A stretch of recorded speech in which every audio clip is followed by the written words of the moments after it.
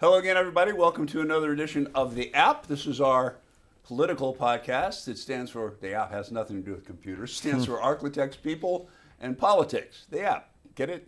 Not that clever. Our special guest today is Walt Leger, former president pro tem of the Louisiana Senate, and now with New Orleans and Company. Explain what that is. So New Orleans and Company, we're like the Convention and Visitors Bureau. Our job is to bring people into New Orleans, the greater New Orleans area, for the benefit of our community. So that could be people traveling for leisure, but often it's conventions, conferences, meetings, major events, concerts, Super Bowls, Final Fours, and things like that. So we have a great team that works on a lot of different things, but ultimately the goal is let's bring people to our community and hopefully they leave a lot of their dollars behind for the betterment of the community. So you work obviously closely with Billy Nungesser. We do. We have a great partnership with the Office of Tourism and with Billy Nungesser's office, and very grateful for that. And we also work with Louisiana Travel Association, which is an association of travel industry around the state of Louisiana, including the Convention and Visitors Bureaus in every corner of the state. So we have some amazing people who are out there selling our state all day, every day, and I love working with them and telling the whole story about what makes Louisiana unique. Well, you mentioned some of the things, the Super Bowls, Mardi Gras, you got all kinds of things to sell in New Orleans. What is it easy to sell these days, or what makes it hard? What makes it easy? Yeah, well, I tell people a lot, I'd rather sell New Orleans than anywhere else. And I think it's because we have some of the most unique culture anywhere that's been inspired by so many different, nationalities and people who have come together there. As you said, incredible events, a great walkable city, historic, amazing food, amazing music, great culture. Similar to the rest of Louisiana, really remarkable and a unique place. But it's never easy to sell it because every community is selling. And I think every city, every state has tapped into the concept that people visiting from somewhere else and leaving their tax dollars behind is a great thing and a great benefit. And so in Texas right now, billions of dollars being invested in new convention centers and new stadiums across that state to attract in events. And, Nashville's building a new football stadium. They'll compete for future Super Bowls. Austin knocking down a beautiful convention center to build an even nicer, newer one. Obviously, places like Las Vegas and Orlando are constantly building new hotels, new facilities, new capability for hosting. And so it's a highly competitive marketplace. Our team competes really well, but we're ultimately a small state and a relatively small city. And so being able to market and promote and compete takes investment, and we've got to keep doing that. Let's start with this. How's the NFL to work with? Are they too nitpicky, or are they kind of fun? I think they're amazing. It's an incredible organization that puts on one of the most iconic events out there. Sure. They've really mastered, how to do it and how to make it special for the fans and for the players and for the world to see. It's a spectacle. I was really pleased with some of the work they did with us this year. When you look at some of the specific things that our the local hosting committee was pushing on, we really wanted active local engagement. They worked with a local artist to create the logo. So for the first time, the logo was designed by a local artist in New Orleans. Nice. A really beautiful beaded work by a black masking Indian queen, Queen Taj, and really beautiful work on that. Pregame show, only Louisiana artists in the pregame show. And those things were really special touches. And that was the NFL really, I think, reflecting the work that we were pushing, which was how do we work more with locals? And so we were really pleased with them, and we're excited to work with them again. We're already talking about them about what the future can hold and when it'll be time to bring that event back to New Orleans. As I said, highly competitive. You see Chicago building a new stadium, D.C. When these cities build new domes, they're going to compete for Super Bowls. Well, and I was going to ask you about that. Does New Orleans indeed? The Superdome's been there a long time. So the Superdome is 50 years old this year. Really proud of it. The renovation was spectacular, and Roger Goodell and the leadership at the NFL had a lot of great things to say about it. So by the time things roll around, will we have to do additional upgrades and renovations? I think so. But we don't need a new stadium. We have an incredible stadium. We've got to keep it competitive, and This was a $500 million renovation project that took about 5 years to do. So not inconsequential and certainly costly, but valuable. And I think it'll allow us to continue to attract the top events out there. Hopefully another Final Four soon, another Super Bowl, and the future iconic concert events like Taylor Swift and others. We hope we can keep bringing those kind of things in as well. Well, if you get another Final Four back there, you have to help me get in. Yeah, absolutely. We always have iconic Final Fours in New Orleans. I think we've had 6 now, and they end up being really special events. I mean, there's something that defines each and every one of them. So 2022 was really good, but we were kind of coming out of COVID. Yeah. And now well out of it and ready to hopefully book the next one. And if you get Taylor Swift, you have to get my daughter in. How's that? Taylor Swift was incredible, man. It was hard. It's hard to even talk about how magical the city was during that time, with just a lot of joy and different kind of vibe with those fans. It's why we want to bring in as many different types of events as possible, because events impact different businesses in different ways. And Super Bowl crowd and a Taylor Swift crowd are not exactly the same. And so it's great to have both of those, and to have them in a 6-month period is really unbelievable. What is, not to get negative or anything, but New Orleans has a reputation of a lot of crime. Yeah. And then there was also the New Year's Day terror attack. Yeah. How do those things figure into what you do? Well, they're prominently figure into what we do, particularly when you think about the fact that conventions, conferences, and meetings are bringing 10, 15, 20,000 people to town. They need to understand that those people are going to be safe. One, the terrorist attack, obviously a horrible thing to wake up on January 1 to, and ultimately we're still mourning the losses of those individuals, and that's just a terrible tragedy. But the other side of the coin there is, what I think about is we have about 15 million people a year who visit the French Quarter, and so over the course of the last decade alone, 150 million people have visited the French Quarter. On one night, a single terrorist, unleashed this horror on our city. And what you don't want to do is let that one night overshadow the thousands of nights that went before it. But I'm also really pleased to say the new police chief that the city brought in about 18 months ago, Ann Kirkpatrick, has just been truly remarkable. And so what we're experiencing in New Orleans just this year alone is a 35% reduction in violent crime. That's on top of about a 35% reduction in violent crime from last year. Mm-hmm. And so we're talking about historic lows of crime for the city of New Orleans right now. Good. And this year alone, I think if you take the homicides that happened with the terrorist attack out of the calculation, it's a 60% reduction in homicide rate. Wow.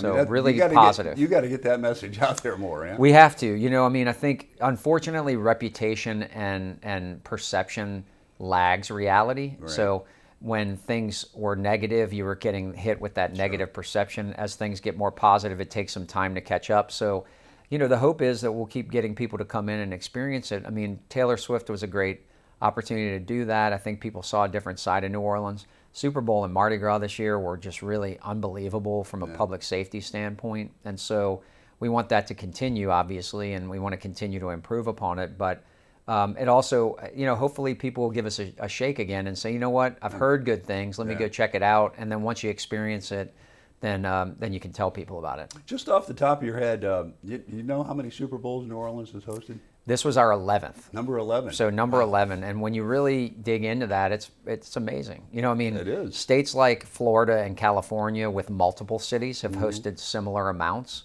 but those states are 10 times bigger than us. For us to be able to have that level of support's incredible. I believe the Dome became the venue that's had the most at a single venue this time, because the first 3 or 4 of ours were at Tulane Stadium before the Dome was built.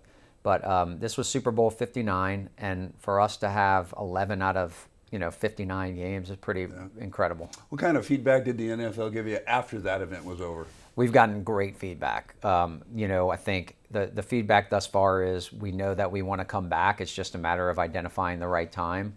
I think there are some things we've got to improve upon. We have been a tourism destination for a long time, so some of our hotels are a little bit older than some of the cities we're competing with. So adding new high-quality hotels is always important, and then upgrades and renovations to our properties is also really important. The airport worked out really, really well. We've got a new airport that just opened in 2022. A lot of folks haven't seen it, so it was kind of the first glimpse that a lot of these visitors had in it. They were really impressed with it, operated really well, but they're hoping that it will expand. And we're in the process of doing that because we've been busy. We had record days with Taylor Swift. We had record days with the Super Bowl. And I think an expansion there, another terminal is in conversations. And then with the NFL, there's a lot of private aviation. So Sure. I think we could probably improve on how we handle private aviation, both at MSY, which is the main airport, and then, of course, some of the regional airports that also can support some private aviation. So other than that, I think we're in pretty good shape to host another one. Good. Let me switch gears just a little bit here. As I mentioned earlier, Walt was the former president pro tem of the Senate. Of the House. Of the House, I'm sorry. My bad. No, and you got out of politics when? 2020? 2020. I was term limited in 2020. Okay. And so there's quite a contrast between that and what you're doing now, right? So, it's interesting. I was leaving the legislature. I served 12 years. You can only serve 12 in consecutive years. And my predecessor, Stephen Perry, said, I really think you should come work with us. Have you ever thought about it? Selling the city, advocating for the city is what you've done for a long time. This is just in a different way and through the private sector. And so there are a lot of differences. There are some similarities in that, as a policymaker and legislator, you're trying to promote your part of the world, and how do you promote investment, and how do you make it a better place to live. And one of the things we try to focus on at New Orleans and Company that keeps it kind of aligned with that is we really focus on what we can do to help make our city a better place to live and work, because we know that by doing that, it'll be a great place to visit. Sure. And that's the lens through which we look at it. So different, similar, ultimately all about trying to build a stronger community for the people that are our neighbors, and then welcome people in so they can benefit from getting a taste of it. Yeah. Do you miss the world of politics? I do sometimes. I love the people that I worked with and the ability to impact things at that level. And so I think at times you miss it, but I certainly feel really fulfilled doing what I'm doing. And I've got 2 little girls at home that are 8 and 6. And so the timing is right for me to be there instead of, in the political world all the time. So it's, I miss the people more than I miss the politics. I completely understand that. We talked a little bit, like politics has changed, right? Yeah, it's rough. It's rough, and I think ultimately it's a lot of people who are well-intentioned, want to do good things, but it's just gotten to be even more of a contact sport than it used to be. And I think we could benefit from people working together a little bit more and fighting with people a little bit less. But we'll see. No doubt. I'm sure you pay attention still to what's going on, right? Of course, yeah.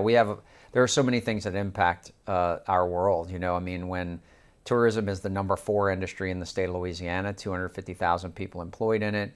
In our city, it's the predominant economic driver with 85,000 workers, and about half of the revenue generated to operate our local governments coming from people who are visiting our city. Yeah. So there are a lot of impacts. Short-term rentals are a major impact in our community right now. Airbnb and VRBO. We have a lot of them that do the right thing and operate with licenses, and we have a bunch that don't. Yeah. And that's it's disrupting neighborhoods, causing some affordable housing issues. So there's legislation that addresses that, and we're working with some legislators to look at some possible solutions to it, and then so many other things. We are looking at some ways to improve coordination in the French Quarter.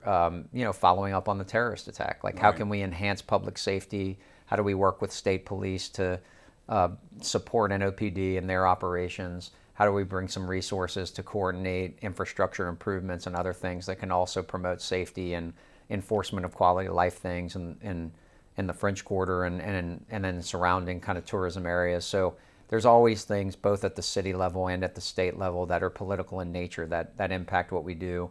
And then, of course, the convention center and the Superdome are entirely state assets that are financed by hotel taxes. Yeah. So the work we're doing is bringing in people to support operations of those facilities.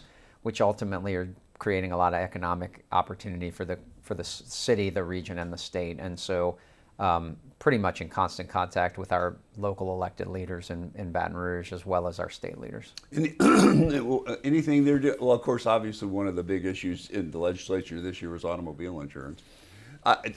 Does that impact all the tourists coming into the city? I think automobile insurance impacts everybody. Yeah. I mean, if the way I look at it is, the businesses that are impacted a lot by visitors are also need the support of locals. So if you're a restaurant, if you're any of these attractions or otherwise, and so people having a few more dollars in their pocket to spend in our community as opposed to spend on automobile insurance would be a great benefit to everybody. Of course, yeah. And certainly, I think that's more of a local issue than a visitor issue. Right, yeah. But I think that at the end of the day, we want people in all the surrounding parishes from Orleans to be able to come into our city and enjoy it as much as people that are coming in from anywhere around the world. And if they had a few more dollars in their pocket to spend, it would be a good thing, and it would help everyone. So I hope they'll address that. I mean, another issue up there has been the film tax credit. Whether we should keep it or not. And I think at this point it's secure, and that's a good thing. I mean, that's a big issue around here now, yeah. Especially with 50 Cent. I mean, I was saying the Super Bowl was really interesting this year. The governor created a kind of an economic development engagement opportunity around the Super Bowl, and we hosted a special event with him with 50 Cent, where they talked about the investments that he was going to make here in the Shreveport area in front of a bunch of journalists from all over the place. And so the Super Bowl created a platform to talk about great things happening in the state, not just in New Orleans. But yeah, I think the film industry is one that's, it employs thousands of people that do a lot of different things. And it's been a really great industry for us, and it's something we need to keep going. It also helps with tourism. I mean, people see films that are made in Louisiana, and they want to see that place. Yeah. And they want to visit that place. And there's definitely an impact that comes along with that keeps you on the top of people's minds. And I think that's an important factor that sometimes gets missed when you do this very strict economic analysis about dollars in, dollars out, and you don't account for the whole impact of it. Where in New Orleans is like just people coming in for a specific event, but they want to go around and look at the city? It's where are the top places they want to go to? So I mean, the French Quarter is always going to be at the top of the list. Yeah. Some of the places that I think are not seen as much as they should. City Park, for example. I mean, unbelievable. It's about 10 minutes from downtown, and you've got this beautiful urban park that's larger than Central Park in New York. It doesn't quite get the attention that it deserves. It's got the Museum of Art in it, the Louisiana Children's Museum. It's got some golf courses that people can access. It's got a really beautiful old carousel and kind of an area for kids to visit with Storyland and some other things. It's got a world-renowned sculpture garden. You've got the Garden District, of course, with the streetcar where you can really take that walking tour. And then you can get outside of the city, right? I mean, you got Sportsman's Paradise 30 to 45 minutes away down in either St. Bernard or Plaquemines or Jefferson Parish with some of the greatest fishing anywhere. And you're just down the road from Baton Rouge, Lafayette, Lake Charles, and not too far from jumping in the car and heading up to Monroe and Shreveport as well. So, I mean, we want to make sure that, especially for us with international visitors, we recognize that they don't want to just see one place. And so they may know New Orleans and they may not know other things in Louisiana, but through the Office of Tourism and through our other partners across the state, we're out there trying to paint that picture that Louisiana is a place you can visit for a while. Yeah. And come on in, certainly fly into New Orleans, spend a few days, but then get on the road and see the rest of what Louisiana's got. And it's worked out pretty well. I've never been to, I've always heard great things about the World War II Museum. Never been there. I want to go there. Highly recommend it. Yeah. Incredibly special place. Obviously, to me, on par with any museum anywhere, Smithsonian level. Mm-hmm. We're obviously really proud to have it in New Orleans. Yeah, it started off as the D-Day Museum because of Andrew Higgins and his design of the landing vessel at D-Day. Has morphed into the National World War II Museum. They've got a beautiful hotel there now connected to it. Mm-hmm. Host a lot of conferences, particularly military. Yeah, sure. And the World War II Museum, next time you're around, let us know. We'll be happy to connect you and and do get it. you in there. It's unbelievable. You could spend days in there. But certainly it's worth a few hours to get a glimpse of some really high quality stuff. And they've got some new exhibits that are coming online that are technologically kind of driven and immersive that are really incredible. Cool. I've been to the Smithsonian and all that up in D.C. You'll love the World War II. I want to see this. Yeah, it's unbelievable. Yeah, my dad was a World War II vet, so I definitely want to see it. Well, particularly impactful for you. I think you'd be, I think any Louisianian who's able to set foot in there is going to leave with an intense amount of pride that that's in the state of Louisiana. It's really amazing. So talk to me about working with Lieutenant Governor and Billy Nungesser and how you guys coordinate and make things happen. Yeah, so I mean, a lot of what we do in concert with his office is we work to bring in journalists. So we'll target specific journalists from countries around the world, bring them in, get them familiar with New Orleans and with Louisiana, and ultimately host them, and then they go home and write stories about why people should visit Louisiana. Yeah. He also leads some trade missions where we do some direct hand-to-hand sales stuff. You know, I mean, we Americans have kind of become accustomed to booking their own travel online over the years, and there's certainly still travel agents that help people a lot, but internationally, travel professionals and people doing group travel still dominate. And so we work really closely with travel professionals in a lot of different countries, particularly the UK, Canada, Mexico, Germany. Australia's become really important. And then India is a market that we're spending some time in now, trying to cultivate growth there. So working with travel professionals, selling Louisiana and New Orleans as a destination that they should include on itineraries. And then we work with other groups. There's a group called Travel South that's job is to promote the southern states. Okay. We know that if we can get people to the south, they're going to come to Louisiana and to New Orleans disproportionately. We've also got some partnerships with Atlanta and Nashville where we built some itineraries for international visitors, 3 days in each city. Again, kind of capitalizing on the idea that if you're going to come from overseas, you probably want to see more than one place, much like we might want to see Paris and London if we were in Europe, right? So a lot of partnership, right? Like how do we promote together? How do we sell together? And how do we make sure that we're showing people an opportunity for a bigger experience? So do you work with, like he said, floats in the Rose Parade and we all have. that kind of stuff? You work on that stuff too? We have in the past, and I'm sure we will again in the future. We'll send some people over there to do some media with the local media on the West Coast, and even we've even had folks go out there and ride in the parade on the float, and musicians and other people in the hospitality industry. I think a couple years ago we sent first responders, and it depends on what the theme is on any given year. But yeah, we've worked with them in a number of different ways. I mean, we co-produce some events. So we've got a big UFC fight coming in July with Dustin Poirier, his last fight. Lieutenant Governor's office and our company are basically, we're sponsors of the event. And we're doing that. We kind of did it in concert so that we could put the dollars necessary together to make that happen. And that's pretty common as well. So, we enjoy the partnership with Lieutenant Governor Nungesser and his team. And right now we're launching this Michelin guide. So Michelin, which hands out stars to the restaurants, right?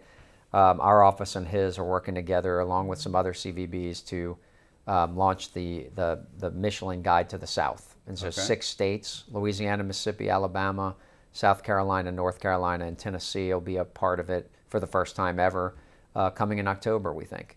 You got to get Georgia in there. Georgia's in there already. Oh, okay, so Atlanta's in there already, and gotcha. so they didn't join the Southern Guide. Gotcha. But they did invite us 6 states in, and we did that in partnership with the Lieutenant Governor's office. When you're working with all those countries that you talked about, India, you say you're trying to get some inroads there.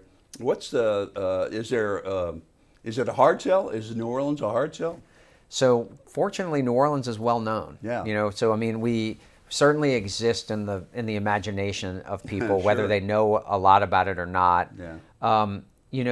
The challenge is sometimes just direct connection flights. We have a British Airways flight that connects directly from London to New Orleans, but otherwise you've got to connect through, a Houston and Atlanta. And so there are some challenges with that. We have some direct flights to Toronto and Montreal that are obviously very helpful. A couple of direct flights to Tegucigalpa in Honduras, and then a few others to Mexico. But flights can be a little challenging. But, ultimately not a hard sell. I think Right. people know jazz. Sure. They know Yeah. food. They know culture. They know history. They know about the Mississippi River and how important that is. And they know about the Louisiana Purchase. They've Right. at least heard Yeah, about these sure. things that are meaningful. And so... And they know about Mardi Gras. And they know about Mardi Gras, and they know, and they know enough. Yeah. And so you can get your foot in the door and you can tell the story. I think it is, but as I said, it's a competitive world. And Yeah. everybody wants visitors, and everybody's out there selling. And so you've got, you've got Kentucky out there, and they're selling bourbon. Come to Kentucky, visit Right. our bourbon distilleries, and Yeah. take these bourbon tours. And Texas is selling all the things that Texas has got, and Florida's selling Disney World, and on and on and Sure. on. And so hyper competitive. But I know one thing: if you're not out there hustling, then you don't have a shot. Yeah. And so our team's out there hustling. We've got salespeople on the road almost all the time, and we're certainly driving as much PR attention as we can, because I think those third-party verifiers, media, journalists writing stories, influencers coming in doing things. I mean, that there's an impact there. You gotta get some people from Shreveport down here in New Orleans. I know, absolutely. I'll volunteer. Come on down. Come do a little spot on the World War II Museum for us. Yeah, I'd love to do that actually. Yeah.